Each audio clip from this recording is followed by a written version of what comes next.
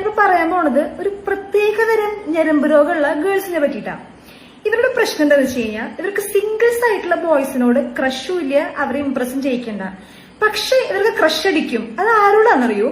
ഇവരുടെ ഫ്രണ്ട്സ് എങ്ങാനും ഏതെങ്കിലും ഒരു പയ്യനായിട്ട് സെറ്റ് ആവില്ലേ, അപ്പൊ ഇവർക്ക് അവനോട് ക്രഷ് അടിക്കും. പിന്നെ അവനെ ഇംപ്രസ് ചെയ്യിക്കാൻ വേണ്ടിയായിരിക്കും ഇവർ ഒരുങ്ങുന്നതും ഡ്രസ്സ് ഇട്ടിട്ടൊക്കെ വരുന്നത്. എനിക്കറിയാവുന്നൊരു കൊച്ചുണ്ട്.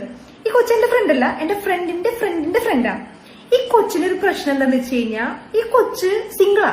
പക്ഷെ ഈ കൊച്ചിന് കുറെ ബോയ്സിനോട് ക്രഷ് ഉണ്ട്. ക്രഷ് എങ്ങനെയാന്ന് വെച്ച് കഴിഞ്ഞാൽ ഒന്നവളുടെ കൂടെ നടക്കണ കൊച്ച് സെറ്റ് ആയി കഴിഞ്ഞാൽ അപ്പൊ ആ കൊച്ചിന്റെ ബോയ് ഫ്രണ്ടിലെ ആ ചെക്കനോട് ക്രഷ്. എന്നിട്ട് ഇവളെന്നെ പറയും, ഞാൻ ഈ ഒരുങ്ങി വന്നിട്ടുള്ളത് അവനെ കാണിക്കാനാ, അവൻ എന്ത് പറയുന്ന അറിയാനാ, ലേശ ഉളുപ്പ് ഇച്ചിരിയെങ്കിലും കാണിച്ചൂടെ.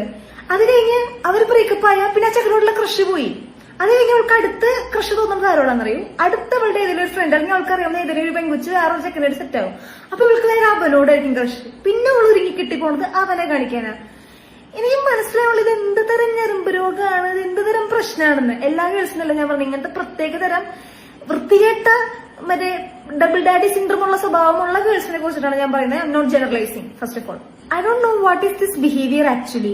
വേറെ എത്രയോ പയ്യന്മാര് സിംഗിൾസ് ആയിട്ട് അങ്ങോട്ടും ഇങ്ങോട്ടും പേരാപ്പാരൊക്കെ നടക്കുന്നുണ്ട്. ഇവർക്കൊക്കെ അവരെ പോയി പ്രേമിക്കുക അല്ലെങ്കിൽ അവരെ ഇംപ്രസ് ചെയ്യിക്കാൻ നോക്കിക്കൂടെ? ഓൾറെഡി ഒരു ഹെൽത്തി റിലേഷൻഷിപ്പിലുള്ള കപ്പിൾസിന്റെ ഇടയിലോട്ട് തേർഡ് വീൽ ആയിട്ട് വലിഞ്ഞു കയറി അവരുടെ റിലേഷൻഷിപ്പ് സ്പോയിൽ ചെയ്ത് എന്നാ അവനോട് ക്രഷ് ഉള്ളത് കണ്ടിന്യൂ ചെയ്യൂ. അതുമില്ല, ഇവര് ബ്രേക്കപ്പ് പോകുന്നതോടുകൂടി ഇവരുടെ ക്രഷ് പോവുകയും ചെയ്യും. ഇന്നത്തെ സ്വഭാവമാണെന്ന് എനിക്ക് മനസ്സിലാവണില്ല.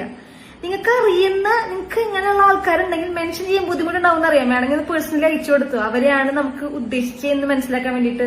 എന്നാലും ഭയങ്കര വൃത്തിയുടെ സ്വഭാവം കേട്ടോ ഇത്.